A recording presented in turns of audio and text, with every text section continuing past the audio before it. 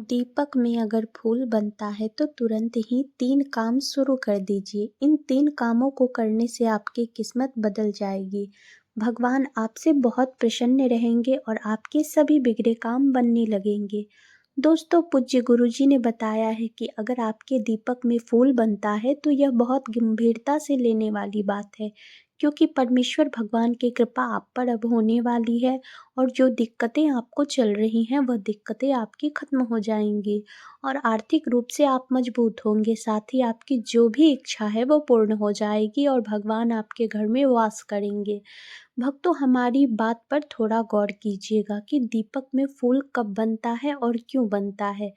देखिए, जब भगवान आपको कुछ संकेत देते हैं, खास तौर पर आपकी पूजा स्वीकार होने के समय, तब आपके दीपक में फूल बनते हैं। वैसे तो भगवान आपको कई बार से संकेत देते हैं, जिन्हें आप समझते भी हैं और ना भी समझते हैं। जैसे सपने में वह आपको दर्शन देते हैं, या फिर फूल गिर जाता है आपकी पूजा करते समय, या आपको दर्शन होते हैं भगवान बार बार, या आपको ऐसा लगता है कि भगवान की मूर्ति जो है वो आपको देखकर मुस्कुरा रही हो। इससे भक्तों, आपकी मनोकामना जो है वो पूर्ण हो जाती है। दीपक में जो फूल बनता है तो उसमें भी आपको दर्शन होते हैं। तो भगवान जी आपको कई प्रकार से संकेत देते हैं, पर जो दीपक में फूल बनने का संकेत है वो सभी को नहीं मिलता है। या तो जो भगवान के पक्के साधक हैं या जो भगवान के बहुत प्रिय हैं उनके दीपक में बनता है। और जो फूल है यह बार बार नहीं बनता है, कभी कभार बनता है। कहीं आप सोचो कि भगवान का संकेत है या भगवान प्रसन्न है तो रोजाना बनेगा। अगर यह फूल आपके दीपक में बनता है तो इसका मतलब है कि भगवान आपसे प्रसन्न है। फिर चाहे फूल एक बार बने या 2 बार, खास तौर पर यह फूल साधना के समय, नवरात्रि के समय, पितृपक्ष के समय यह फूल ज़्यादा बनता है। जो फूल बनता है यह गोल बाती में भी बनता है और लंबी बाती में भी बनता है। कई लोग सोचते होंगे कि लंबी बाती में नहीं बनता, तो ऐसा नहीं है, लंबी और गोल दोनों बाती में बनता है। एक बात और बता दें आपको कि जो फूल बनता है तो गुलाब का फूल बनता है या कमल का सा बनता है।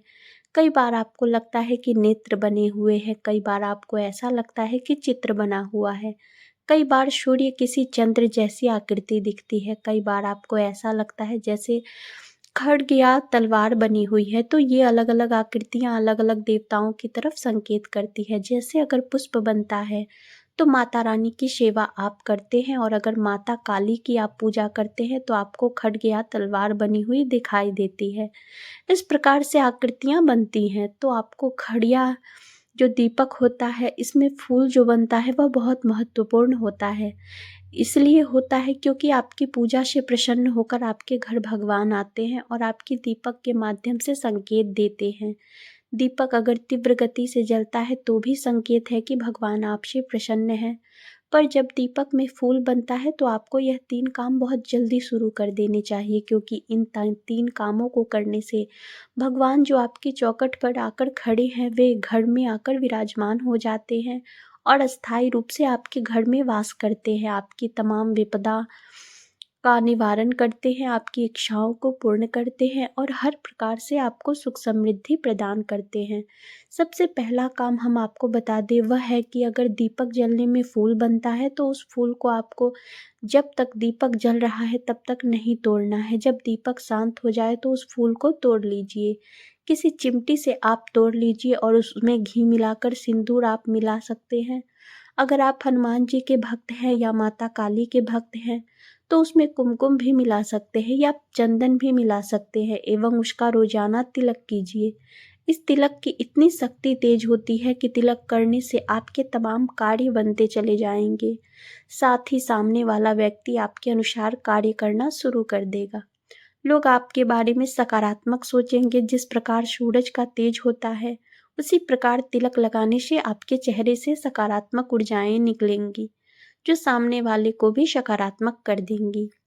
इसलिए ये जो फूल है इसका तिलक हल्का सा करें, लेकिन ज़रूर करें।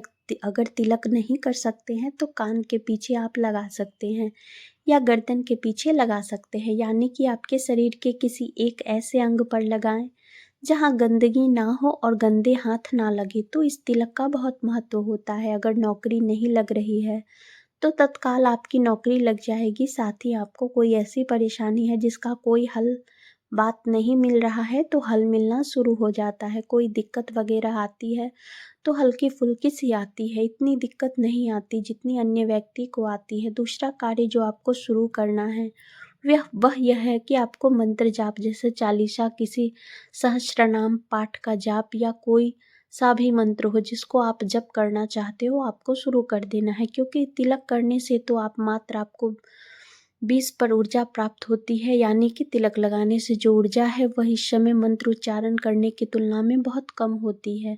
वहीं अगर आप इस समय मंत्र का जप शुरू करते हैं तो आपको 80 से 90% तक ऊर्जा प्राप्त होना शुरू हो जाएगी। भक्तों, मंत्रोच्चार से होता यह है कि जो फूल आपको धुंधला दिखाई देता है वो आपको स्पष्ट रूप से नजर आने लगेंगे, यानी कि आपको अनुभव होने लगता है, आप उनको महसूस कर पाते हैं कि वास्तव में ईश्वर आपसे कुछ कहना चाहते हैं। तीसरा कार्य जो लास्ट है वो यह है कि आपको भोग देना चाहिए, क्योंकि जितनी भी योनियां हैं सब भोग से प्राप्त होती है, चाहे वो कोई भी हो, चाहे वो देव योनि हो, चाहे वो प्रेत योनि हो या मनुष्य योनि हो, या चाहे वह जीव योनि हो। सभी योनियों को भोग बहुत प्रिय है।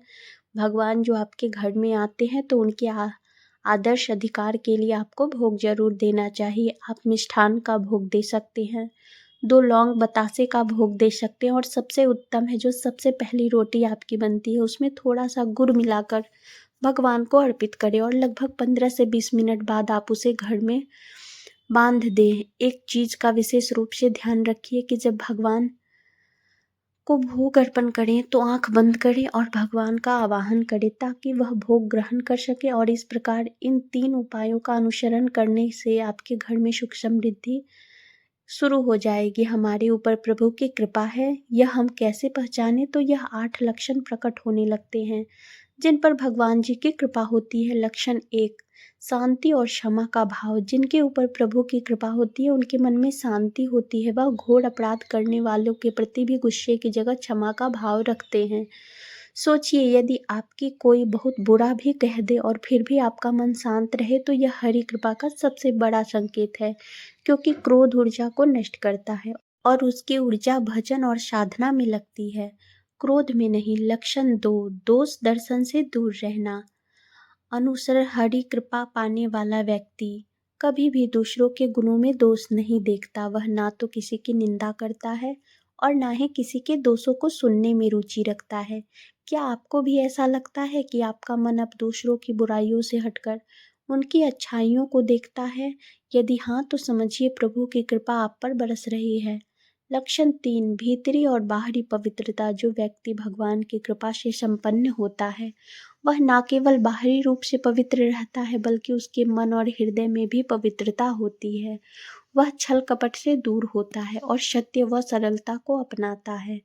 अगर आपको लगता है कि अब आपका मन पहले से अधिक निर्मल और शुद्ध हो गया है तो यह हरि कृपा का तीसरा संकेत है। लक्षण 4, धर्म विरोधी कार्यों से दूर रहना। भगवान की कृपा से युक्त व्यक्ति कभी भी ऐसे कार्यों में संलग्न नहीं होता जो धर्म के विरुद्ध हो या भक्ति में बाधा डाले। वह अपनी चित्त वृत्ति को भगवान में लगाए रखता है और सांसारिक मोह माया में नहीं फंसता।